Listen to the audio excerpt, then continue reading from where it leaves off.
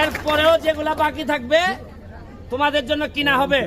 তোমাদের নাচঘর, মন্দির, রাস্তা, প্রাইমারি স্কুল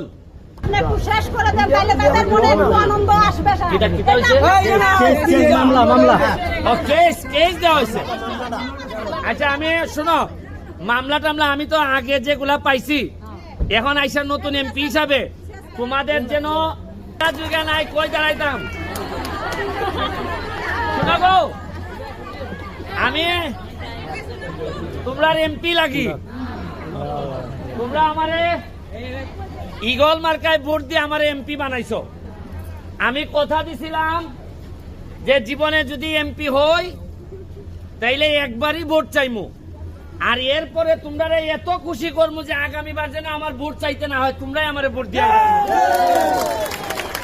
এখন গত বছর এমপি হইবার আগে 37,000 আমের গাছ আনছিলাম।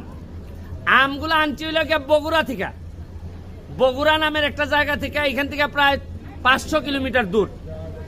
এই আমগুলার বৈশিষ্ট্য হইল এই বছর লাগাইলে আগামী বছর ওই আম পাইবাই।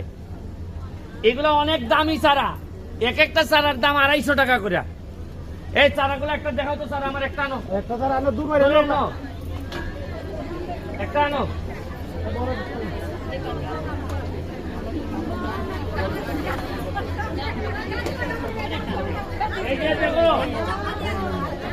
এই যে চারা দেখো, চারাটা লাগানি কেমনে, এইটা ভাঙতে হইব।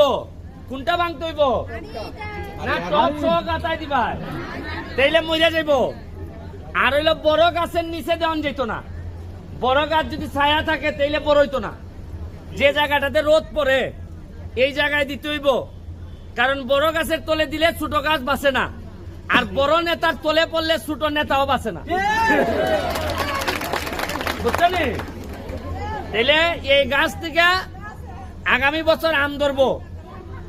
আম ধরলে পরে যার আম আগে আইব, আগামী বছর যে আমার এই গাছ থেকে পাকনা আম খাওয়াইবাই, এরে আমি নগদ 20,000 টাকা দিব। 20,000 নিজাম চৌধুরী আছে এখানে, নিজাম চৌধুরী এটা দেখবো যে কার আম বড় হইছে।